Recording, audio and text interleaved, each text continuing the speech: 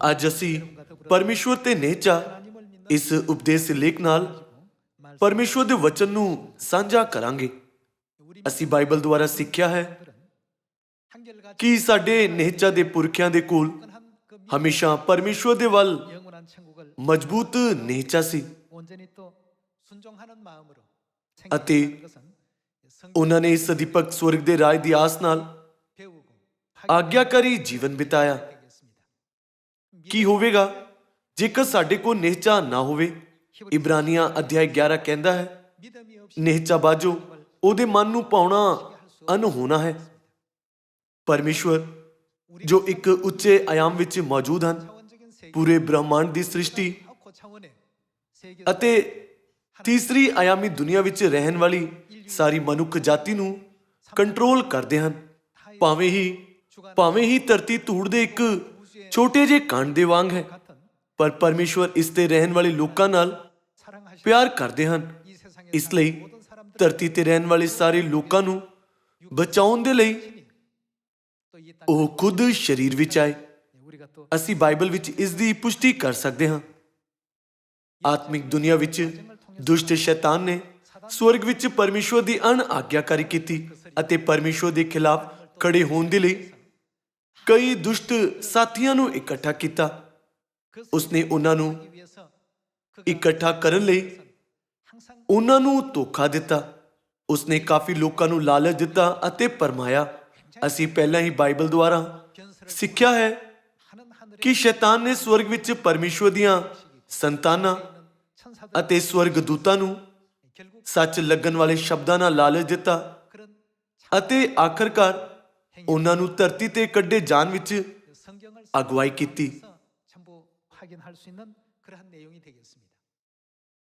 ਸ਼ੈਤਾਨ ਦਾ ਕੰਮ ਪਰਮੇਸ਼ਵਰ ਦੀਆਂ ਸੰਤਾਨਾਂ ਨੂੰ ਸਵਰਗ ਦੀ ਉਹਨਾਂ ਦੀ ਆਸ ਨੂੰ ਗਵਾਉਣ ਦੇਣਾ ਹੈ ਅਤੇ ਉਹਨਾਂ ਨੂੰ ਸੰਸਾਰ ਵੱਲ ਖਿੱਚਣ ਲਈ ਸੰਸਾਰ ਦੀਆਂ ਚੀਜ਼ਾਂ ਵਿੱਚ ਦਿਲਚਸਪੀ ਰੱਖਣ ਦੇਣਾ ਹੈ, ਤਾਂ ਜੋ ਉਹ ਸਵਰਗ ਦੇ ਰਾਜ ਲਈ ਬਿਲਕੁਲ ਤਿਆਰ ਨਾ ਹੋ ਸਕਣ।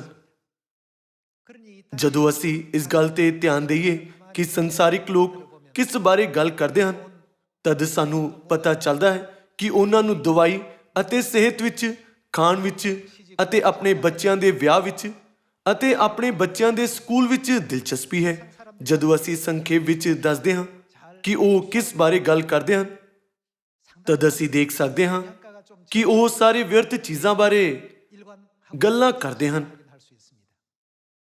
ਅਸੀਂ ਸ਼ਾਇਦ ਹੀ ਉਹਨਾਂ ਨੂੰ ਉਹਨਾਂ ਦੇ ਭਵਿੱਖ ਬਾਰੇ ਗੱਲ ਕਰਦੇ ਹੋਏ ਸੁਣ ਸਕਦੇ ਹਾਂ।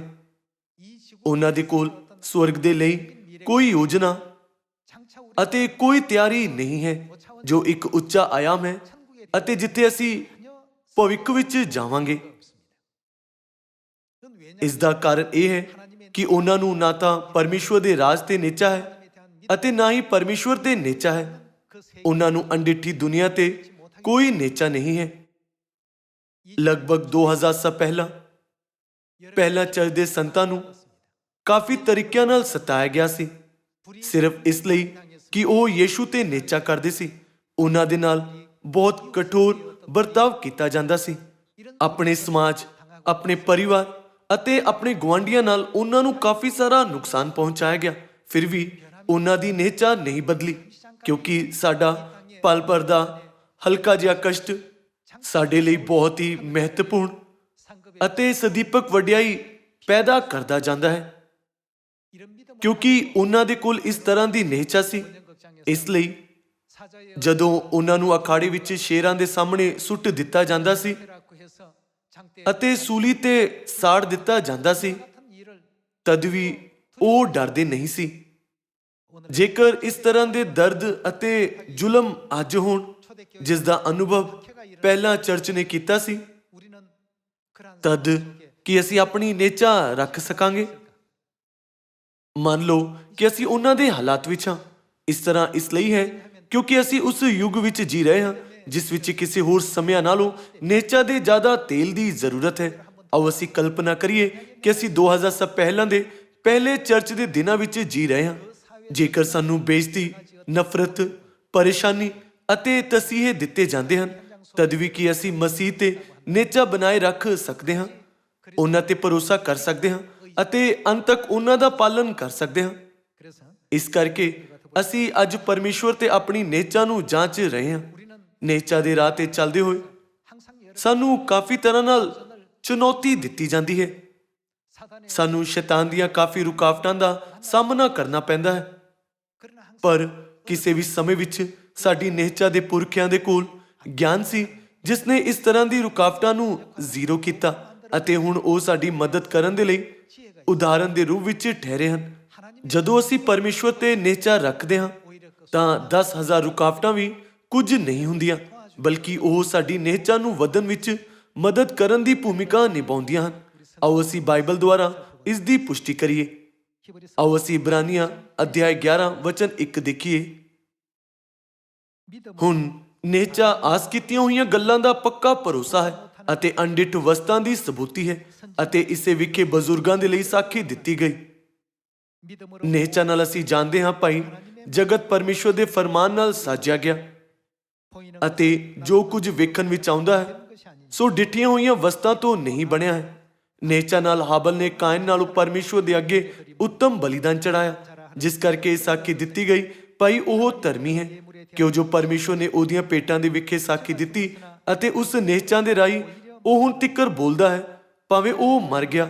ਨੇਚਾ ਨਾਲ ਹਨੋਕ ਉਤਾਹਾਂ ਚੁੱਕਿਆ ਗਿਆ ਭਾਈ ਮੌਤ ਨਾ ਵੇਖੇ ਅਤੇ ਉਹਦਾ ਪਤਾ ਨਾ ਲੱਗਾ, ਇਸ ਲਈ ਜੋ ਪਰਮੇਸ਼ਵਰ ਨੇ ਉਹਨੂੰ ਉਤਾਹਾਂ ਚੁੱਕ ਲਿਆ, ਕਿਉਂ ਜੋ ਉਹਦੇ ਉਤਾਹਾਂ ਚੁੱਕੇ ਜਾਣ ਤੋਂ ਪਹਿਲਾਂ ਇਹ ਸਾਖੀ ਦਿੱਤੀ ਗਈ ਸੀ ਭਾਈ ਉਹ ਪਰਮੇਸ਼ਵਰ ਦੇ ਮਨ ਨੂੰ ਪਾਉਂਦਾ ਅਤੇ ਨੇਚਾ ਬਾਜੋ ਉਹਦੇ ਮਨ ਨੂੰ ਪਾਉਣਾ ਅਨਹੋਣਾ ਹੈ, ਕਿਉਂਕਿ ਜਿਹੜਾ ਪਰਮੇਸ਼ਵਰ ਵੱਲ ਆਉਂਦਾ ਹੈ ਉਹਨੂੰ ਕੀ ਪ੍ਰਤੀਤ ਕਰਨੀ ਚਾਹੀਦੀ ਹੈ ਕਿ ਉਹ ਹੈ, ਉਹ ਪਰਮੇਸ਼ਵਰ ਜਿਉਂਦਾ ਅਤੇ ਕੰਮ ਕਰ ਰਹੇ ਹਨ। ਵਿਸ਼ਵਾਸ ਕਰਨਾ ਚਾਹੀਦਾ ਹੈ ਕਿ ਉਹ ਹੈ ਅਤੇ ਆਪਣੇ ਲੱਭਣ ਵਾਲੇ ਨੂੰ ਇਨਾਮ ਦਿੰਦਾ ਹੈ। ਉਹਨਾਂ ਦੇ ਕੋਲ ਇਸ ਤਰ੍ਹਾਂ ਦੀ ਮਹਾਨ ਨੇਚਾ ਸੀ। ਨੂਹ ਦੇ ਦਿਨਾਂ ਵਿੱਚ ਪਾਣੀ ਨਾਲ ਦੁਨੀਆ ਨੂੰ ਨਸ਼ਟ ਕਰਨ ਤੋਂ ਪਹਿਲਾਂ ਪਰਮੇਸ਼ਵਰ ਨੇ ਕਿਹਾ ਕਿ ਉਹ ਧਰਤੀ ਨੂੰ ਇੱਕ ਮਹਾਨ ਪਰਲੋ ਨਾਲ ਨਸ਼ਟ ਕਰਨਗੇ ਜਿਸ ਨੂੰ ਲੋਕਾਂ ਨੇ ਪਹਿਲਾਂ ਕਦੀ ਨਹੀਂ ਦੇਖਿਆ ਹੈ। ਨੂਹ ਬਾਰੇ ਕਹੀਏ ਤਾਂ ਜਦੋਂ ਉਸ ਨੂੰ ਬੁਲਾਇਆ ਗਿਆ ਤਦ ਉਸ ਦੇ ਲਈ ਨੇਚਾ ਦੇ ਬਿਨਾਂ ਕੰਮ ਨੂੰ ਅੰਜਾਮ ਦੇਣਾ ਮੁਸ਼ਕਿਲ ਰਿਹਾ ਹੋਵੇਗਾ। ਆਓ ਅਸੀਂ ਵਚਨ 7 ਦੇ ਨਾਲ ਜਾਰੀ ਰਹੀਏ ਅਤੇ ਦੇਖੀਏ ਕਿ ਨੂਹ ਦੀ ਨੇਚਾ ਕਿੰਨੀ ਮਹਾਨ ਸੀ। ਨੇਚਾ ਨਾਲ ਨੂਹ ਨੇ ਪਰਮੇਸ਼ਵਰ ਕੋਲੋਂ ਉਹਨਾਂ ਵਸਤਾਂ ਦੀ ਖਬਰ ਪਾ ਕੇ ਜਿਹੜੀਆਂ ਅਜੇ ਅਣਡਿੱਠ ਸਨ ਸਹਿਮ ਕੇ ਆਪਣੇ ਘਰ ਦੇ ਬਚਾਓ ਲਈ ਕਿਸ਼ਤੀ ਬਣਾਈ ਅਤੇ ਉਸ ਨੇਚਾ ਦੇ ਕਾਰਨ ਉਹਨੇ ਸੰਸਾਰ ਨੂੰ ਦੋਸ਼ੀ ਠਹਿਰਾਇਆ ਅਤੇ ਉਸ ਧਰਮ ਦਾ ਅਧਿਕਾਰੀ ਹੋਇਆ ਜਿਹੜਾ ਨੇਚਾ ਤੋਂ ਹੀ ਹੁੰਦਾ ਹੈ। ਨੇਚਾ ਨਾਲ ਅਬਰਾਹਮ ਜਦ ਸੱਦਿਆ ਗਿਆ ਤਾਂ ਉਸ ਥਾਂ ਜਾਣ ਦੀ ਆਗਿਆ ਮੰਨ ਲਈ ਜਿਹਨੂੰ ਉਹਨੇ ਅਧਿਕਾਰ ਵਿੱਚ ਲੈਣਾ ਸੀ ਅਤੇ ਭਾਵੇਂ ਉਹ ਨਹੀਂ ਜਾਣਦਾ ਸੀ ਭਾਈ ਮੈਂ ਕਿਧਰ ਨੂੰ ਲਗਾ ਜਾਂਦਾ ਹਾਂ ਤਾਂ ਵੀ ਨਿਕਲ ਤੁਰਿਆ। ਉਹ ਇਹ ਕੰਮ ਕਰ ਸਕੇ ਕਿਉਂਕਿ ਉਹਨਾਂ ਦੇ ਕੋਲ ਨੇਚਾ ਸੀ। ਜਦੋਂ ਉਹਨਾਂ ਲੋਕਾਂ ਦੇ ਵਿੱਚ ਤੁਲਨਾ ਕੀਤੀ ਜਾਂਦੀ ਹੈ ਜਿਨ੍ਹਾਂ ਦੇ ਕੋਲ ਨੇਚਾ ਸੀ ਅਤੇ ਜਿਨ੍ਹਾਂ ਦੇ ਕੋਲ ਕੋਈ ਨੇਚਾ ਨਹੀਂ ਸੀ, ਤਦ ਅਸੀਂ ਦੇਖ ਸਕਦੇ ਹਾਂ ਕਿ ਜੰਗਲ ਵਿੱਚ ਜਿਨ੍ਹਾਂ ਇਜ਼ਰਾਈਲੀਆਂ ਦੇ ਕੋਲ ਨੇਚਾ ਸੀ ਉਹ ਕਨਾਨ ਦੇਸ਼ ਵਿੱਚ ਪ੍ਰਵੇਸ਼ ਕਰ ਸਕੇ। ਉਹਨਾਂ ਦੀ ਨੇਚਾ ਅੱਜ ਸਾਡੇ ਲਈ ਇੱਕ ਜਿਉਂਦੀ ਉਦਾਹਰਨ ਬਣਦੀ ਹੈ। ਕਨਾਨ ਦੇਸ਼ ਦਾ ਭੇਤ ਲੈਣ ਦੇ ਲਈ ਮੂਸਾ ਨੇ ਇਜ਼ਰਾਈਲ ਦੇ ਹਰੇਕ ਗੋਤਰ ਵਿੱਚੋਂ ਉਹਨਾਂ 12 ਪੁਰਸ਼ਾਂ ਨੂੰ ਬੁਲਾਇਆ ਜਿਨ੍ਹਾਂ ਦੇ ਕੋਲ ਚੰਗੀ ਨੇਚਾ ਸੀ ਅਤੇ ਜੋ ਭਰੋਸੇਯੋਗ ਸੀ। 10 ਜਸੂਸਾਂ ਦੀ ਰਿਪੋਰਟ ਯਹੋਸ਼ੂਆ ਅਤੇ ਕਾਲਬ ਦੀ ਰਿਪੋਰਟ ਤੋਂ ਬਿਲਕੁਲ ਅਲੱਗ ਸੀ। ਕੀ ਅੱਜ ਅਸੀਂ ਦੁਨੀਆ ਨੂੰ ਨੇਚਾ ਦੀ ਨਜ਼ਰ ਨਾਲ ਦੇਖਦੇ ਹਾਂ ਜਾਂ ਕੀ ਅਸੀਂ ਸਾਰੀਆਂ ਘਟਨਾਵਾਂ ਅਤੇ ਹਾਲਾਤਾਂ ਨੂੰ ਸਿਰਫ ਤੀਸਰੀ ਆਯਾਮੀ ਦੁਨੀਆ ਦੇ ਮਨੁੱਖੀ ਨਜ਼ਰੀਏ ਨਾਲ ਦੇਖਦੇ ਹਾਂ? ਇਸ ਵਿੱਚ ਕਾਫੀ ਫਰਕ ਹੈ।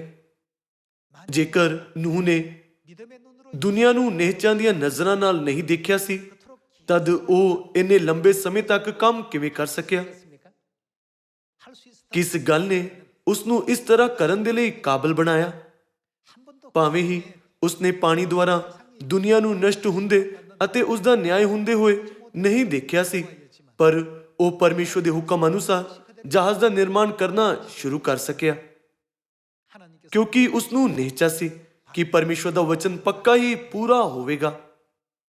ਇੱਕ ਜਹਾਜ਼ ਦੇ ਅੱਗੇ ਜਾਣ ਦੇ ਲਈ ਹਵਾ ਦੀ ਸ਼ਕਤੀ ਦਾ ਇਸਤੇਮਾਲ ਕਰਨ ਦੇ ਲਈ ਮਸਤ ਦੀ ਜ਼ਰੂਰਤ ਹੁੰਦੀ ਹੈ। ਸਹੀ ਰਾਹ ਲੈਣ ਲਈ ਹੋਲ ਦੀ ਵੀ ਜ਼ਰੂਰਤ ਹੁੰਦੀ ਹੈ। ਹਾਲਾਂਕਿ ਨੂਹ ਨੇ ਪਰਮੇਸ਼ਵਰ ਤੋਂ ਇਹ ਨਹੀਂ ਪੁੱਛਿਆ ਮਸਤ ਕਿੱਥੇ ਹੈ, ਹੋਲ ਕਿੱਥੇ ਹੈ। ਉਸ ਨੂੰ ਨਿਹਚਾ ਸੀ ਕਿ ਪਰਮੇਸ਼ਵਰ ਜੋ ਆਦ ਤੋਂ ਅੰਤ ਜਾਣਦੇ ਹਨ, ਉਹਨਾਂ ਨੇ ਸਾਰੀਆਂ ਚੀਜ਼ਾਂ ਨੂੰ ਪਹਿਲਾਂ ਤੋਂ ਹੀ ਤਿਆਰ ਕਰ ਲਿਆ ਹੈ। ਕਿਉਂਕਿ ਉਸ ਨੂੰ ਪਰਮੇਸ਼ਵਰ ਤੇ ਪੱਕੀ ਨਿਹਚਾ ਸੀ, ਤਦ ਪਰਮੇਸ਼ਵਰ ਨੇ ਉਸ ਨੂੰ ਧਰਮ ਦਾ ਵਾਰਿਸ ਕਿਹਾ। ਸਾਰੇ ਲੋਕੋ, ਨੂਹ ਦੇ ਉਦਾਹਰਣ ਅਨੁਸਾਰ ਜਦੋਂ ਅਸੀਂ ਦੁਨੀਆ ਨੂੰ ਦੇਖਦੇ ਹਾਂ ਤਦ ਸਾਨੂੰ ਪਰਮੇਸ਼ਵਰ ਤੋਂ ਨਿਹਚਾ ਦੀਆਂ ਅੱਖਾਂ ਮੰਗਣੀਆਂ ਚਾਹੀਦੀਆਂ ਹਨ ਕਿ ਨਹੀਂ। ਸਾਡੇ ਸਾਹਮਣੇ ਕਾਫੀ ਰੁਕਾਵਟਾਂ ਹਨ। ਅੱਜ ਵੀ ਮਹਾਮਾਰੀ ਕਰੋਨਾ ਵਾਇਰਸ ਵੀ ਉਹਨਾਂ ਵਿੱਚੋਂ ਇੱਕ ਹੈ ਨਾ। ਹਾਂ, ਇਹ ਵੀ ਇੱਕ ਰੁਕਾਵਟ ਹੈ। ਜੇਕਰ ਕਰੋਨਾ ਵਾਇਰਸ ਨਹੀਂ ਹੁੰਦਾ ਤਦ ਅਸੀਂ ਖੁਸ਼ਖਬਰੀ ਦੇ ਲਈ ਕੋਸ਼ਿਸ਼ ਨਾਲ ਕੰਮ ਕਰਦੇ। ਹਾਲਾਂਕਿ ਇਸ ਵਰਤਮਾਨ ਹਾਲਾਤ ਵਿੱਚ ਕਿ ਅਸੀਂ ਸਿਰਫ ਤੀਸਰੀ ਆਯਾਮੀ ਦੁਨੀਆ ਨੂੰ ਦੇਖਾਂਗੇ ਜਾਂ ਅਸੀਂ ਚੌਥੀ ਅਤੇ ਪੰਜਵੀਂ ਆਯਾਮੀ ਦੁਨੀਆ ਦੇ ਲਈ ਲਿਖੇ ਬਾਈਬਲ ਦੇ ਵਚਨਾਂ ਤੇ ਧਿਆਨ ਦੇਵਾਂਗੇ। ਜੋ ਲੋਕ ਬਾਈਬਲ ਦੇ ਵਚਨਾਂ ਤੇ ਧਿਆਨ ਨਹੀਂ ਦਿੰਦੇ ਉਹ ਬੇਵਸ ਹੋ ਕੇ ਆਪਣੇ ਜੀਵਨ ਵਿੱਚ ਵਿਅਰਥ ਚੀਜ਼ਾਂ ਦਾ ਪਿੱਛਾ ਕਰਦੇ ਹਨ। ਆਓ ਅਸੀਂ ਇਬਰਾਨੀਆਂ ਅਧਿਆਇ 10 ਵਚਨ 36 ਦੇਖੀਏ। ਕਿਉਂ ਜੋ ਤੁਹਾਨੂੰ ਧੀਰਜ ਧਰਨ ਦੀ ਲੋੜ ਹੈ, ਭਾਈ ਤੁਸੀਂ ਪਰਮੇਸ਼ਵਰ ਦੀ ਇੱਛਾ ਨੂੰ ਪੂਰੀ ਕਰਕੇ ਕੀ ਪ੍ਰਾਪਤ ਕਰੋ? ਤੁਸੀਂ ਵਾਅਦੇ ਨੂੰ ਪ੍ਰਾਪਤ ਕਰੋ। ਜੇਕਰ ਅਸੀਂ ਪਰਮੇਸ਼ਵਰ ਦੀ ਇੱਛਾ ਨੂੰ ਪੂਰਾ ਕਰੀਏ ਤਦ ਅਸੀਂ ਆਤਮਿਕ ਸਵਰਗਦੂਤਾਂ ਦੀ ਅਤੇ ਅਸਲੀ ਦੁਨੀਆ ਵਿੱਚ ਮੁੜਾਂਗੇ ਅਤੇ ਸਾਨੂੰ ਉਹਨਾਂ ਦੇ ਵਾਅਦੇ ਅਨੁਸਾਰ ਸਦੀਪਕ ਸਵਰਗ ਦੇ ਰਾਜ ਦਾ ਬਦਲਾ ਦਿੱਤਾ ਜਾਵੇਗਾ। ਪਰਮੇਸ਼ਵਰ ਨੇ ਵਾਅਦਾ ਕੀਤਾ ਹੈ ਕਿ ਉਹ ਸਾਨੂੰ ਸ਼ਾਹੀ ਜਾਜਕ ਬਣਾਉਣਗੇ ਅਤੇ ਉੱਥੇ ਨਾ ਮੌਤ ਅਤੇ ਨਾ ਕੋਈ ਦੁੱਖ ਹੋਵੇਗਾ, ਪਰ ਸਦੀਪਕ ਜੀਵਨ ਹੋਵੇਗਾ। ਹੋਰ ਵਾਅਦੇ ਰਾਖਵੇਂ ਹਨ। ਆਓ ਅਸੀਂ ਵਚਨ 37 ਦੇਖੀਏ। ਤੁਸੀਂ ਪਰਮੇਸ਼ਵਰ ਦੀ ਇੱਛਾ ਨੂੰ ਪੂਰੀ ਕਰਕੇ ਵਾਅਦੇ ਨੂੰ ਪ੍ਰਾਪਤ ਕਰੋ। ਇਹ ਲਿਖਿਆ ਹੈ, ਹੁਣ ਥੋੜਾ ਜਿਹਾ ਚਿਰ ਹੈ ਜੋ ਆਉਣ ਵਾਲਾ ਆਵੇਗਾ ਅਤੇ ਚਿਰ ਨਾ ਲਾਵੇਗਾ, ਪਰ ਮੇਰਾ ਧਰਮੀ ਬੰਦਾ ਨਿਹਚਾ ਤੋਂ ਜੀਵੇਗਾ। ਅਤੇ ਜੇ ਉਹ ਪਿਛਾਂਹ ਹਟ ਜਾਵੇ ਤਦ ਉਸ ਦਾ ਵਿਸ਼ਵਾਸ ਕਮਜ਼ੋਰ ਅਤੇ ਕਮਜ਼ੋਰ ਹੋ ਜਾਵੇਗਾ ਅਤੇ ਉਹ ਸਵਰਗ ਦੀ ਆਸ ਰੱਖਣ ਦੀ ਬਜਾਏ ਇਸ ਦੁਨੀਆ ਵੱਲ ਖਿੱਚਿਆ ਜਾਵੇਗਾ। ਅਤੇ ਜੇ ਉਹ ਪਿਛਾਂਹ ਹਟ ਜਾਵੇ, ਮੇਰਾ ਜੀ ਉਸ ਤੋਂ ਪ੍ਰਸੰਨ ਨਹੀਂ ਹੋਵੇਗਾ। ਪਰ ਅਸੀਂ ਉਹਨਾਂ ਵਿੱਚੋਂ ਨਹੀਂ ਜਿਹੜੇ ਪਿਛਾਂਹ ਹਟ ਕੇ ਨਸ਼ਟ ਹੋ ਜਾਂਦੇ ਹਨ, ਸਗੋਂ ਉਹਨਾਂ ਵਿੱਚੋਂ ਜਿਹੜੇ ਨਿਹਚਾ ਕਰਕੇ ਜਾਨ ਬਚਾ ਰੱਖਦੇ ਹਨ। ਸਾਨੂੰ ਸਾਰਿਆਂ ਨੂੰ ਬਚਾਇਆ ਜਾਣਾ ਚਾਹੀਦਾ ਹੈ। ਪਰਮੇਸ਼ਵਰ ਸਾਡੇ ਤੋਂ ਜੋ ਚਾਹੁੰਦੇ ਹਨ ਉਹਨਾਂ ਨੇ ਉਹਨਾਂ ਸਾਰੇ ਨਬੀਆਂ ਦੁਆਰਾ ਦਰਜ ਕਰਾਇਆ ਹੈ।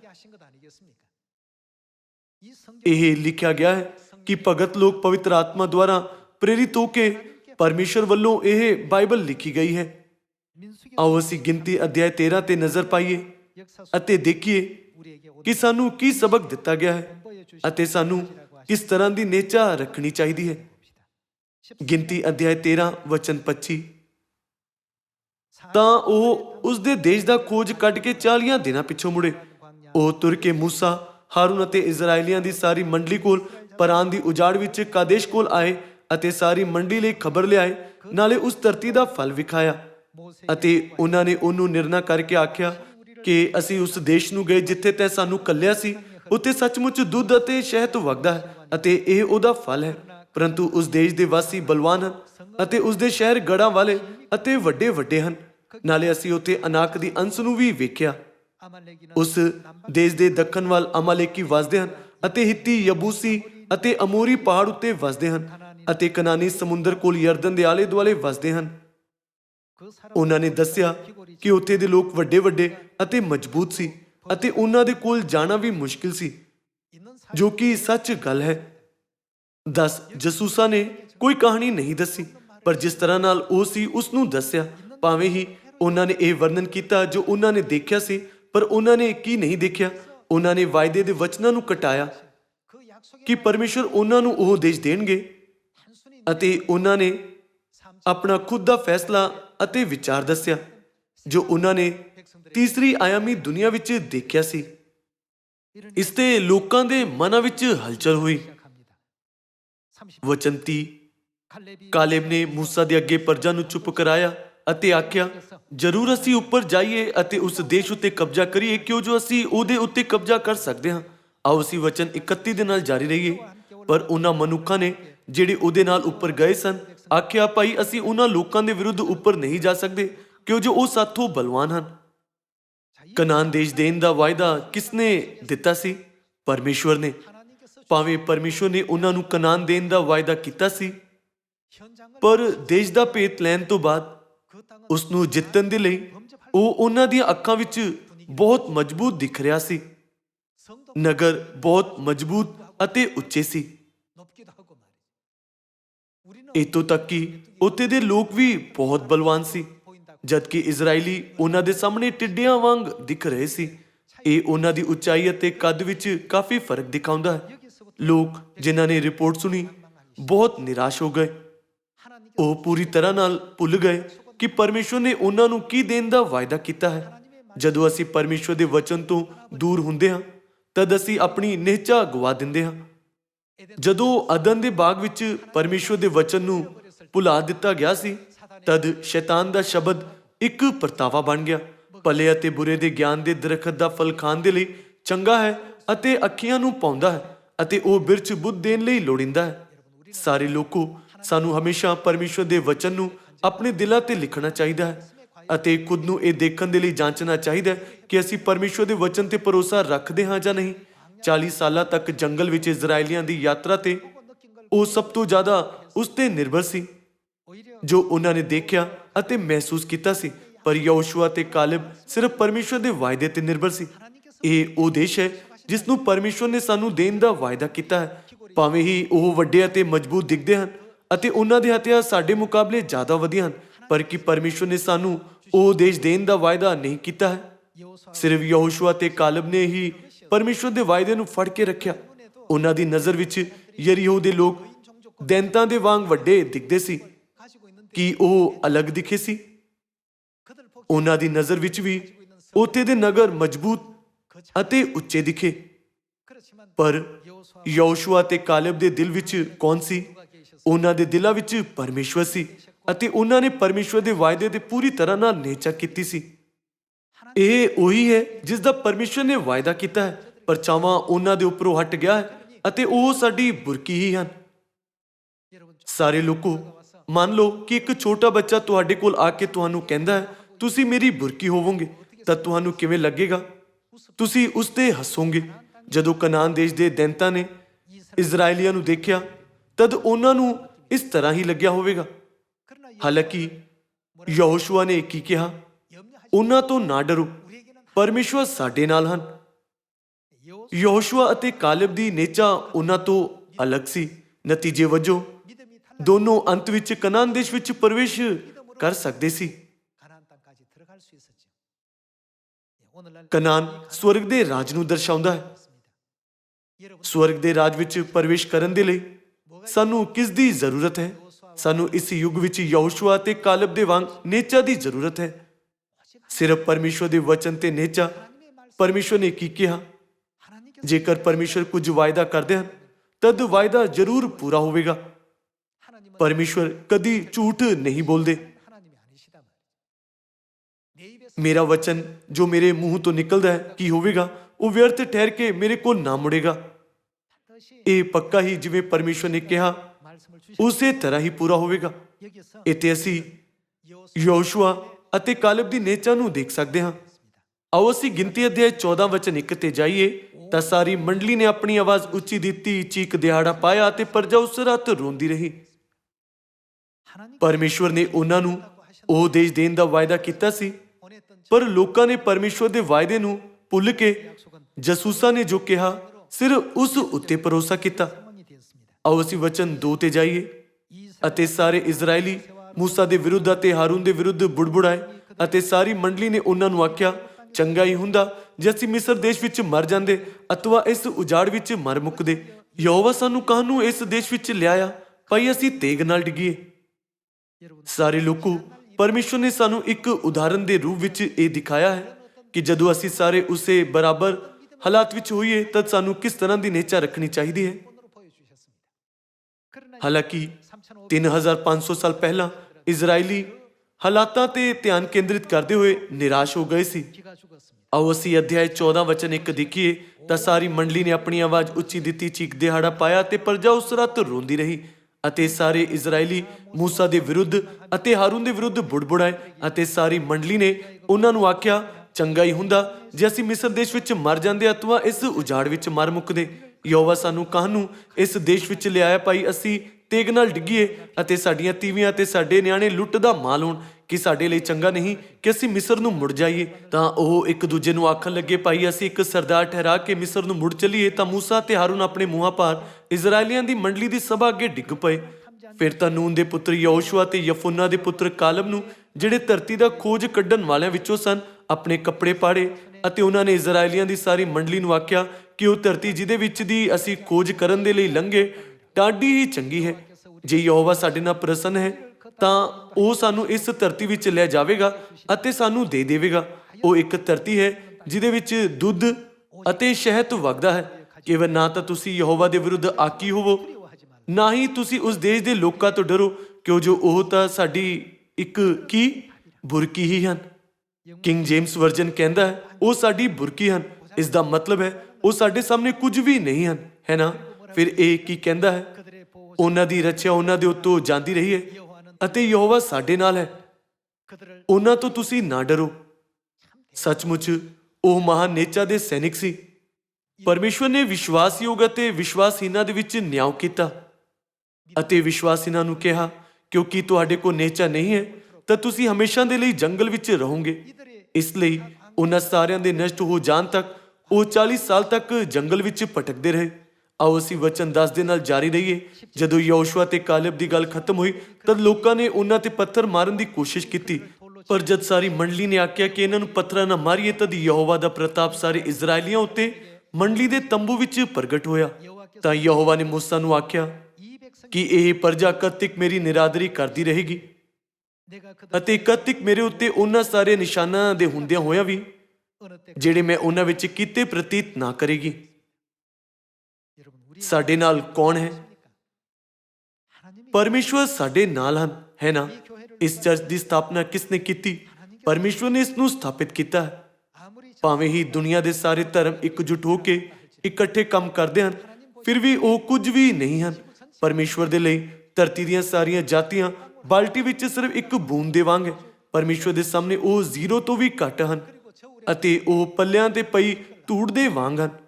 ਆਓ ਅਸੀਂ ਧਿਆਨ ਨਾਲ ਜਾਂਚੀਏ ਕਿ ਪਰਮੇਸ਼ਵਰ ਨੇ ਨਿਹਚਾਹੀਨਾਂ ਦਾ ਕਿਵੇਂ ਨਿਆਂ ਕੀਤਾ। ਇਸ ਯੁੱਗ ਵਿੱਚ ਵੀ ਜੇਕਰ ਅਸੀਂ ਕਿਸੇ ਪੱਕੇ ਹਾਲਾਤ ਵਿੱਚ ਨਿਹਚਾ ਨਹੀਂ ਰੱਖ ਪਾਉਂਦੇ ਤਦ ਅਸੀਂ ਅੰਤ ਵਿੱਚ ਨਸ਼ਟ ਹੋ ਜਾਵਾਂਗੇ। ਆਓ ਅਸੀਂ ਵਚਨ ਵੀ ਦੇਖੀਏ। ਤਾਂ ਯਹੋਵਾ ਨੇ ਆਖਿਆ, ਤੇਰੇ ਆਖਣ ਅਨੁਸਾਰ ਮੈਂ ਉਹਨਾਂ ਨੂੰ ਮਾਫ ਕੀਤਾ, ਪਰ ਮੇਰੀ ਜਿੰਦ ਦੀ ਸਹੁੰ ਯਹੋਵਾ ਦੇ ਪ੍ਰਤਾਪ ਨਾਲ ਸਾਰੀ ਪ੍ਰਿਥਵੀ ਭਰਪੂਰ ਹੋਵੇਗੀ। ਫਿਰ ਵੀ ਉਹ ਸਾਰੇ ਮਨੁੱਖ ਜਿਨ੍ਹਾਂ ਨੇ ਮੇਰੇ ਪ੍ਰਤਾਪ ਨੂੰ ਅਤੇ ਮੇਰੇ ਨਿਸ਼ਾਨਾਂ ਨੂੰ ਜਿਹੜੇ ਮੈਂ ਮਿਸਰ ਵਿੱਚ ਅਤੇ ਉਜਾੜ ਵਿੱਚ ਕੀਤੇ ਮੈਨੂੰ ਹੁਣ ਤੱਕ 10 ਵਾਰ ਪਰਤਾਇਆ ਅਤੇ ਮੇਰੀ ਆਵਾਜ਼ ਨਹੀਂ ਸੁਣੀ, ਉਹ ਉੱਕਾ ਹੀ ਉਸ ਧਰਤੀ ਨੂੰ ਨਾ ਵੇਖਣਗੇ ਜਿਹਦੀ ਮੈਂ ਉਹਨਾਂ ਦੇ ਪਿਓ ਦਾਦਿਆਂ ਨਾਲ ਸਹੁੰ ਖਾਧੀ ਸੀ, ਅਤੇ ਨਾ ਹੀ ਉਹ ਸਾਰੇ ਜਿਨ੍ਹਾਂ ਮੇਰੀ ਹਾਨੀ ਕੀਤੀ ਉਹਨੂੰ ਵੇਖਣਗੇ। ਪਰ ਮੇਰਾ ਸੇਵਕ ਕਾਲਬ ਉਸ ਦੀ ਅੰਸ਼ ਇਸ ਉੱਤੇ ਕਬਜ਼ਾ ਕਰੇਗੀ, ਇਸ ਲਈ ਕਿ ਉਹਦੇ ਵਿੱਚ ਹੋਰ ਮਜ਼ਾਜ ਹੈ। ਉਹਨਾਂ ਦੇ ਕੋਲ ਉਹਨਾਂ ਤੋਂ ਅਲੱਗ ਮਾਨਸਿਕਤਾ ਸੀ। ਭਰਾਵੋ ਅਤੇ ਭੈਣੋ, ਸਾਡੇ ਕੋਲ ਵੀ 10 ਜਸੂਸਾਂ ਤੋਂ ਅਲੱਗ ਮਾਨਸਿਕਤਾ ਹੋਣੀ ਚਾਹੀਦੀ ਹੈ। ਸਾਡੇ ਕੋਲ ਯਹੋਸ਼ੂਆ ਤੇ ਕਾਲਬ ਵਰਗੀ ਮਾਨਸਿਕਤਾ ਹੋਣੀ ਚਾਹੀਦੀ ਹੈ। ਪਰਮੇਸ਼ਵਰ ਨੇ ਕਿਹਾ, ਮੇਰੇ ਦਾਸ ਕਾਲਬ ਦੇ ਵਿੱਚ ਹੋਰ ਹੀ ਮਜ਼ਾਜ ਹੈ ਅਤੇ ਉਸਨੇ ਪੂਰੀ ਰੀਤੀ ਨਾਲ ਮੇਰਾ ਪਾਲਨ ਕੀਤਾ ਹੈ। ਉਸਨੇ ਕਦੀ ਵੀ ਪਰਮੇਸ਼ਵਰ ਤੇ ਨਿਹਚਾ ਨਹੀਂ ਗਵਾਈ, ਪਰ ਅੰਤ ਤੱਕ ਪਰਮੇਸ਼ਵਰ ਤੇ ਆਪਣੀ ਨਿਹਚਾ ਬਣਾਏ ਰੱਖੀ। ਪਰ ਮੇਰਾ ਸੇਵਕ ਕਾਲਬ ਉਸ ਦੀ ਅੰਸ਼ ਇਸ ਉੱਤੇ ਕਬਜ਼ਾ ਕਰੇਗੀ। ਉਹ ਪੂਰੀ ਤਰ੍ਹਾਂ ਮੇਰੇ ਪਿੱਛੇ ਚੱਲਿਆ ਹੈ। ਮੈਂ ਉਸ ਨੂੰ ਹੀ ਇਸ ਧਰਤੀ ਵਿੱਚ ਜਿਹਦੇ ਵਿੱਚ ਉਹ ਗਿਆ ਸੀ ਲਿਆਵਾਂਗਾ ਅਤੇ ਅਮਾਲੇਕੀ ਅਤੇ ਕਨਾਨੀ ਦੂਨ ਵਿੱਚ ਵਸਦੇ ਹਨ। ਕੱਲ ਨੂੰ ਮੁੜੋ ਅਤੇ ਲਾਲ ਸਮੁੰਦਰ ਦੇ ਰਾਹ ਥਾਣੀ ਉਜਾੜ ਨੂੰ ਕੂਚ ਕਰੋ। ਫਿਰ ਯਹੋਵਾ ਮੂਸਾ ਤੇ ਹਾਰੂਨ ਨੂੰ ਬੋਲਿਆ, ਕਦ ਤੱਕ ਮੈਂ ਇਸ ਦੁਸ਼ਟ ਮੰਡਲੀ ਨੂੰ ਚੱਲਾਂ ਜਿਹੜੀ ਮੇਰੇ ਵਿਰੁੱਧ ਬੁੜਬੁੜਾਉਂਦੀ ਹੈ? ਇਜ਼ਰਾਈਲੀਆਂ ਦੀ ਇਸ ਬੁੜਬੁੜਾਹਟ ਨੂੰ ਜਿਹੜੀ ਉਹ ਮੇਰੇ ਵਿਰੁੱਧ ਬੁੜਬੁੜ ਕਰਦੇ ਹਨ ਮੈਂ ਸੁਣਿਆ ਹੈ। ਉਹਨਾਂ ਨੂੰ ਆਖੋ ਕਿ ਮੈਨੂੰ ਜਾਣ ਦੀ ਸਹੁੰ ਯਹੋਵਾ ਦਾ ਵਾਕ ਹੈ, ਸੱਚਮੁੱਚ ਜਿਵੇਂ ਤੁਸੀਂ ਮੇਰੇ ਸੁਣਨ ਵਿੱਚ ਆਖਿਆ ਸੀ ਤਿਵੇਂ ਹੀ ਮੈਂ ਤੁਹਾਡੇ ਨਾਲ ਕਰਾਂਗਾ। ਵਚਨ 29, ਇਸੇ ਉਜਾੜ ਵਿੱਚ ਤੁਹਾਡੀਆਂ ਲੋਥਾਂ ਡਿੱਗਣਗੀਆਂ ਅਤੇ ਤੁਹਾਡੇ ਸਾਰੇ ਗਿਣੇ ਹੋਏ ਤੁਹਾਡੇ ਕੁੱਲ ਲੇਖੇ ਅਨੁਸਾਰ 20 ਵਰਿਆਂ ਅਤੇ ਉਸ ਦੇ ਉੱਪਰ ਦੇ ਜੋ ਮੇਰੇ ਵਿਰੁੱਧ ਬੁੜਬੁੜਾਏ, ਤੁਸੀਂ ਉੱਕਾ ਹੀ ਇਸ ਦੇਸ਼ ਵਿੱਚ ਕੀ ਨਾ ਵੜੋਗੇ ਜਿਹਦੀ ਮੈਂ ਸਹੁੰ ਖਾਧੀ ਸੀ। ਭਾਈ ਮੈਂ ਤੁਹਾਨੂੰ ਉਸ ਵਿੱਚ ਵਸਾਵਾਂਗਾ। ਯਫੁੰਨੇ ਦੇ ਪੁੱਤਰ ਕਾਲੇਬ ਅਤੇ ਨੂਨ ਦੇ ਪੁੱਤਰ ਯੋਸ਼ੂਆ ਤੋਂ ਛੁੱਟ 내가 맹세하여 너희로 거하게 하리라 한 땅에 결단코 들어가지 못할 것이라고 했습니다. ਫਿਰ ਬਾਕੀ ਲੋਕਾਂ ਨਾਲ ਕੀ ਹੋਇਆ? ਵਚਨ 31, ਪਰ ਤੁਹਾਡੇ ਨਿਆਣੇ ਜਿਨ੍ਹਾਂ ਵਿਖੇ ਤੁਸੀਂ ਆਖਿਆ ਸੀ ਕਿ ਉਹ ਲੁੱਟ ਦਾ ਮਾਲ ਹੋਣਗੇ, ਉਹਨਾਂ ਨੂੰ ਮੈਂ ਅੰਦਰ ਲਿਆਵਾਂਗਾ ਅਤੇ ਉਹ ਇਸ ਸਾਰੀ ਧਰਤੀ ਨੂੰ ਸਿਆਣਨਗੇ ਜਿਹਨੂੰ ਤੁਸੀਂ ਰੱਦਿਆ ਹੈ। ਪਰ ਤੁਹਾਡੀਆਂ ਲੋਥਾਂ ਇਸ ਉਜਾੜ ਵਿੱਚ ਡਿੱਗ ਪੈਣਗੀਆਂ। ਇਹ ਤੁਹਾਡੇ ਲਈ ਹੈ। ਤੁਹਾਡੇ ਪੁੱਤਰ ਉਜਾੜ ਵਿੱਚ ਕਿੰਨੇ ਵਰਿਆਂ ਤੱਕ? 40 ਵਰਿਆਂ ਤੱਕ ਅਯਾਲੀ ਹੋਣਗੇ ਅਤੇ ਤੁਹਾਡੇ ਛਨਾਲੇ ਦੀ ਸਜ਼ਾ ਚੁੱਕਣਗੇ ਜਦ ਤੱਕ ਤੁਹਾਡੀਆਂ ਲੋਥਾਂ ਉਜਾੜ ਵਿੱਚ ਗਲ ਸੜ ਨਾ ਜਾਣ। ਉਹ ਆਪਣੇ ਅਵਿਸ਼ਵਾਸ ਦੇ ਕਰਕੇ ਖੁਦ ਤੇ ਦੁੱਖ ਲਿਆਏ। ਨੇਚਾ ਦੇ ਰਾਹ ਤੇ ਚੱਲਦੇ ਹੋਏ ਅਸੀਂ ਕਾਫੀ ਮੁਸ਼ਕਲਾਂ ਦਾ ਸਾਹਮਣਾ ਕਰਦੇ ਹਾਂ। ਸ਼ੈਤਾਨ ਸਾਨੂੰ ਇਕੱਲੇ ਨਹੀਂ ਛੱਡਦਾ ਤਾਂ ਜੋ ਅਸੀਂ ਇਸ ਤਰ੍ਹਾਂ ਦੀ ਅਦਭੁਤ ਜਗ੍ਹਾ ਤੇ ਜਾ ਸਕੀਏ। ਉਸਨੇ ਸਾਨੂੰ ਸਵਰਗ ਵਿੱਚ ਲਾਲਚ ਦਿੱਤਾ ਤਾਂ ਧਰਤੀ ਤੇ ਉਹ ਸਾਨੂੰ ਕਿੰਨੀ ਜ਼ਿਆਦਾ ਆਸਾਨੀ ਨਾਲ ਲਾਲਚ ਦੇ ਸਕਦਾ ਹੈ। ਸਾਨੂੰ ਆਪਣੀ ਨੇਚਾ ਸਿਰਫ ਪਰਮੇਸ਼ਰ ਵਿੱਚ ਰੱਖਣੀ ਚਾਹੀਦੀ ਹੈ ਅਤੇ ਸਾਡੇ ਮਨ ਵਿੱਚ ਹਰ ਸਮੇਂ ਪਰਮੇਸ਼ਰ ਹੋਣੇ ਚਾਹੀਦੇ ਹਨ। ਸਿਰਫ ਤਦ ਹੀ ਜਦੋਂ ਅਸੀਂ ਪਰਮੇਸ਼ਰ ਦੇ ਵਾਅਦਿਆਂ ਤੇ ਪੂਰੀ ਨੇਚਾ ਕਰਦੇ ਹਾਂ ਅਤੇ ਉਹਨਾਂ ਤੇ ਅਮਲ ਕਰਦੇ ਹਾਂ, ਅਸੀਂ ਪਲਕ ਮਾਰਦੇ ਹੀ ਹਵਾ ਵਿੱਚ ਪ੍ਰਭੂ ਨਾਲ ਮਿਲਣ ਦੇ ਵਡਿਆਈ ਭਰੇ ਪਲ ਦਾ ਅਨੁਭਵ ਕਰ ਸਕਦੇ ਹਾਂ ਅਤੇ ਸਦਾ ਲਈ ਸਵਰਗੀ ਪਿਤਾ ਤੇ ਮਾਤਾ ਜੀ ਦੇ ਨਾਲ ਰਹਾਂਗੇ, ਹੈ ਨਾ? ਪਹਿਲਾਂ ਚਰਚ ਦੇ ਸੰਤਾਂ ਨੂੰ ਪੂਰੀ ਨੇਚਾ ਸੀ ਕਿ ਭਾਵੇਂ ਹੀ ਉਹਨਾਂ ਦੇ ਸਰੀਰ ਮਰਨ ਵਾਲੇ ਸੀ, ਫਿਰ ਵੀ ਸਦੀਪਕ ਸਵਰਗ ਲੋਕ ਸਵਰਗ ਵਿੱਚ ਪ੍ਰਭੂ ਦੇ ਨਾਲ ਸਦੀਪਕ ਜੀਵਨ ਅਤੇ ਖੁਸ਼ੀ ਦਾ ਆਨੰਦ ਲੈਣ ਦੇ ਲਈ ਉਹ ਜੀ ਉੱਠਣ ਦੀ ਸਵੇਰ ਵਿੱਚ ਮਸੀਹ ਦੇ ਨਾਲ ਆਤਮਿਕ ਸਰੀਰ ਦੇ ਰੂਪ ਵਿੱਚ ਜੀ ਉੱਠਣਗੇ। ਇਸ ਲਈ ਭਾਵੇਂ ਹੀ ਉਹਨਾਂ ਨੂੰ ਪੀੜ੍ਹੀਆਂ ਤੱਕ ਰੋਮਨ ਸ਼ਾਸਕਾਂ ਦੁਆਰਾ ਬੁਰੀ ਤਰ੍ਹਾਂ ਸਤਾਇਆ ਗਿਆ ਸੀ, ਫਿਰ ਵੀ ਉਹਨਾਂ ਨੇ ਕਦੀ ਹਾਰ ਨਹੀਂ ਮੰਨੀ। ਕੋਈ ਵੀ ਅਤੇ ਕੁਝ ਵੀ ਈਸਾਈਆਂ ਦੀ ਨੇਚਾ ਨੂੰ ਨਹੀਂ ਤੋੜ ਸਕਦਾ ਸੀ। ਇਸ ਇਤਿਹਾਸ ਤੋਂ ਸਬਕ ਲੈਂਦੇ ਹੋਏ ਆਓ ਅਸੀਂ ਨੇਚਾ ਦੇ ਨਾਲ ਸਾਡੇ ਸਾਹਮਣੇ ਆਉਣ ਵਾਲੀਆਂ ਸਾਰੀਆਂ ਮੁਸ਼ਕਲਾਂ ਤੇ ਜਿੱਤ ਪਾਈਏ। ਆਓ ਅਸੀਂ ਦਾਨੀਏਲ ਅਧਿਆਇ 3 ਤੇ ਇੱਕ ਨਜ਼ਰ ਪਾਈਏ। ਇੱਥੇ ਰਾਜੇ ਨੇ ਆਪਣੇ ਸ਼ਾਹੀ ਅਧਿਕਾਰ ਇਸਤੇਮਾਲ ਕਰਦੇ ਹੋਏ ਦਾਨੀਏਲ ਦੇ 3 ਦੋਸਤ ਸ਼ਦਰਕ, ਮੇਸ਼ਕ ਤੇ ਅਬਦਨਗੋ ਉਸ ਮੂਰਤੀ ਨੂੰ ਮੱਥਾ ਟੇਕਣ ਦੇ ਲਈ ਮਜਬੂਰ ਕੀਤਾ ਜਿਸ ਨੂੰ ਉਸਨੇ ਸਥਾਪਿਤ ਕੀਤਾ ਸੀ। ਨੇਚਾ ਦਾ ਇਹ ਸਾਰਾ ਇਤਿਹਾਸ ਇੱਕ ਕਾਰਨ ਨਾਲ ਬਾਈਬਲ ਵਿੱਚ ਦਰਜ ਹੈ। ਬਾਈਬਲ ਵਿੱਚ ਲਿਖੀ ਹਰ ਗੱਲ ਅੱਜ ਸਾਡੇ ਲਈ ਇੱਕ ਪਰਛਾਵਾਂ ਅਤੇ ਇੱਕ ਉਦਾਹਰਨ ਹੈ। ਇਸ ਲਈ ਜਦੋਂ ਕਦੀ ਇਸ ਤਰ੍ਹਾਂ ਦੇ ਹਾਲਾਤ ਹੋਣ ਤਾਂ ਸਾਨੂੰ ਹਮੇਸ਼ਾ ਇਹ ਯਾਦ ਰੱਖਣ ਦੀ ਜ਼ਰੂਰਤ ਹੈ ਕਿ ਬਾਈਬਲ ਕੀ ਕਹਿੰਦੀ ਹੈ ਅਤੇ ਧਿਆਨ ਨਾਲ ਸੋਚਣਾ ਚਾਹੀਦਾ ਹੈ ਕਿ ਪਰਮੇਸ਼ਵਰ ਨੇ ਕੀ ਨਤੀਜਾ ਦਿੱਤਾ ਹੈ। ਅਧਿਆਇ 3 ਵਚਨ 14, ਨਬੂਕਦਨਸਰ ਨੇ ਉਹਨਾਂ ਨੂੰ ਆਖਿਆ, ਹੇ ਸ਼ਦਰਕ, ਮੇਸ਼ਕ ਤੇ ਅਬੇਦਨਗੋ, ਕਿ ਇਹ ਸੱਚ ਹੈ ਕਿ ਤੁਸੀਂ ਮੇਰੇ ਦੇਵਤਿਆਂ ਦੀ ਸੇਵਾ ਨਹੀਂ ਕਰਦੇ ਹੋ ਅਤੇ ਨਾ ਉਸ ਸੋਨੇ ਦੀ ਮੂਰਤ ਨੂੰ ਜਿਹਨੂੰ ਮੈਂ ਖੜਾ ਕੀਤਾ ਮੱਥਾ ਟੇਕਦੇ ਹੋ। ਹੁਣ ਜੇ ਤੁਸੀਂ ਤਿਆਰ ਹੋ ਭਾਈ, ਜਿਸ ਵੇਲੇ ਤੁਸੀਂ ਤੂਰੀ, ਬਾਂਸਰੀ, ਤਾਉਸ, ਸਰੰਗੀ, ਬਰਬਤ, ਬੀਨ ਤੇ ਹਰ ਪ੍ਰਕਾਰ ਦੇ ਵਾਜਿਆਂ ਦੀ ਆਵਾਜ਼ ਸੁਣੋ ਤਾਂ ਤੁਸੀਂ ਡਿੱਗ ਕੇ ਮੂਰਤ ਨੂੰ ਜਿਹਨੂੰ ਮੈਂ ਖੜਾ ਕੀਤਾ ਹੈ ਮੱਥਾ ਟੇਕੋ ਤਾਂ ਚੰਗਾ। ਪਰ ਜੇਕਰ ਤੁਸੀਂ ਮੱਥਾ ਨਾ ਟੇਕੋ ਤਾਂ ਉਸੇ ਘੜੀ ਤੁਸੀਂ ਅੱਗ ਦੀ ਬਲਦੀ ਹੋਈ ਭੱਠੀ ਵਿੱਚ ਸੁੱਟੇ ਜਾਓਗੇ। ਅਤੇ ਉਹ ਦੇਵਤਾ ਕਿਹੜਾ ਹੈ ਜਿਹੜਾ ਤੁਹਾਨੂੰ ਮੇਰੇ ਹੱਥੋਂ ਛੁਡਾ ਲਵੇ? ਤੀਸਰੀ ਆਯਾਮੀ ਦੁਨੀਆ ਵਿੱਚ ਇਹ ਇੱਕ ਬਹੁਤ ਹੀ ਭਿਆਨਕ ਹਾਲਾਤ ਹਨ। ਬਾਬੁਲ ਦੇ ਰਾਜਾ ਦੇ ਸਾਰੇ ਅਧਿਕਾਰੀਆਂ ਨੇ ਮੂਰਤੀ ਨੂੰ ਮੱਥਾ ਟੇਕਣ ਦਿੱਤਾ, ਪਰ ਸ਼ਦਰਕ, ਮੇਸ਼ਕ ਤੇ ਅਬੇਦਨਗੋ ਤਿੰਨਾਂ ਨੇ ਕਿਹਾ ਕਿ ਉਹ ਇਸ ਤਰ੍ਹਾਂ ਕਦੀ ਨਹੀਂ ਕਰਨਗੇ। ਵਚਨ 16, ਤਾਂ ਸ਼ਦਰਕ, ਮੇਸ਼ਕ ਤੇ ਅਬੇਦਨਗੋ ਨੇ ਰਾਜੇ ਨੂੰ ਉੱਤਰ ਦੇ ਕੇ ਆਖਿਆ, ਹੇ ਨਬੂਕਦਨੇਸਰ, ਅਸੀਂ ਇਸ ਗੱਲ ਵਿੱਚ ਤੁਹਾਨੂੰ ਉੱਤਰ ਦੇਣਾ ਜ਼ਰੂਰੀ ਨਹੀਂ ਸਮਝਦੇ ਹਾਂ। ਸਾਡਾ ਪਰਮੇਸ਼ਵਰ ਜਿਹਦੀ ਅਸੀਂ ਸੇਵਾ ਕਰਦੇ ਹਾਂ ਸਾਨੂੰ ਅੱਗ ਦੀ ਬਲਦੀ ਹੋਈ ਭੱਠੀ ਤੋਂ ਛਡਾਉਣ ਦੀ ਸ਼ਕਤੀ ਰੱਖਦਾ ਹੈ ਅਤੇ ਹੇ ਮਹਾਰਾਜ ਜੀ, ਉਹੀ ਸਾਨੂੰ ਤੁਹਾਡੇ ਹੱਥੋਂ ਛੁਡਾਵੇਗਾ। ਨਹੀਂ ਤਾਂ ਹੇ ਮਹਾਰਾਜ, ਤੁਹਾਨੂੰ ਪਤਾ ਹੋਵੇ ਕਿ ਅਸੀਂ ਤੁਹਾਡੇ ਦੇਵਤਿਆਂ ਦੀ ਸੇਵਾ ਨਹੀਂ ਕਰਾਂਗੇ ਅਤੇ ਨਾ ਉਸ ਸੋਨੇ ਦੀ ਮੂਰਤ ਅੱਗੇ ਜਿਹਨੂੰ ਤੁਸੀਂ ਖੜਾ ਕੀਤਾ ਹੈ ਮੱਥਾ ਟੇਕਾਂਗੇ।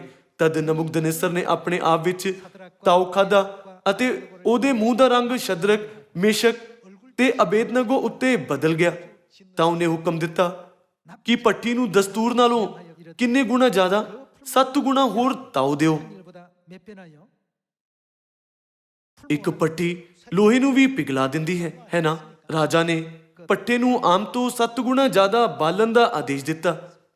ਇਸ ਤਰ੍ਹਾਂ ਕਰਕੇ ਉਸ ਦਾ ਇਰਾਦਾ ਉਹਨਾਂ ਤਿੰਨਾਂ ਨੂੰ ਸਾੜ ਕੇ ਮਾਰ ਸੁੱਟਣ ਦਾ ਸੀ। ਹਾਲਾਂਕਿ ਮੌਤ ਦੀ ਧਮਕੀ ਦੇ ਬਾਵਜੂਦ ਸ਼ਦਰਕ, ਮੇਸ਼ਕ ਤੇ ਅਬੇਦਨਗੋ ਕਦੀ ਵੀ ਆਪਣੇ ਨੇਚਾ ਵਿੱਚ ਨਹੀਂ ਡੋਲੇ। ਵਚਨ 21। ਤਦ ਉਹ ਆਦਮੀ ਆਪਣੇ ਝੱਗਿਆਂ, ਕਟੂਣੀਆਂ, ਪੱਗਾਂ ਤੇ ਲੀੜਿਆਂ ਸਣੇ ਬੰਨੇ ਗਏ ਅਤੇ ਅੱਗ ਦੀ ਬਲਦੀ ਹੋਈ ਭੱਠੀ ਵਿੱਚ ਸੁੱਟੇ ਗਏ। ਇਸ ਲਈ ਭਾਈ ਰਾਜੇ ਦਾ ਹੁਕਮ ਵੱਡੀ ਤਗੀਤ ਨਾਲ ਸੀ ਅਤੇ ਭੱਠੀ ਦਾ ਤਾਓ ਅਤ ਵਧੇਕ ਸੀ। ਇਸੇ ਕਾਰਨ ਅੱਗ ਦੀ ਲੋਅ ਨੇ ਸ਼ਦਰਕ, ਮੇਸ਼ਕ ਤੇ ਅਬੇਦਨਗੋ ਦੇ ਚੁੱਕਣ ਵਾਲਿਆਂ ਨੂੰ ਸਾੜ ਸੁੱਟਿਆ ਅਤੇ ਇਹ ਤਿੰਨੇ ਮਨੁੱਖ ਅਰਥਾਤ ਸ਼ਦਰਕ, ਮੇਸ਼ਕ ਤੇ ਅਬੇਦਨਗੋ ਬੱਧੇ ਹੋਏ ਅੱਗ ਦੀ ਬਲਦੀ ਹੋਈ ਭੱਠੀ ਵਿੱਚ ਪੈ ਗਏ।